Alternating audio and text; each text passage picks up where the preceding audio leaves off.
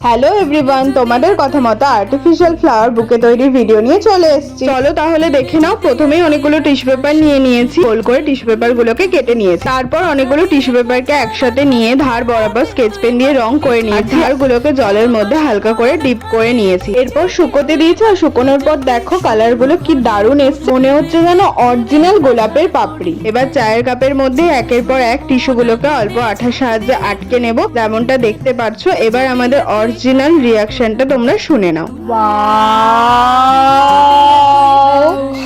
এক্সপেকটেশনের থেকেও বেশি সুন্দর হয়েছে।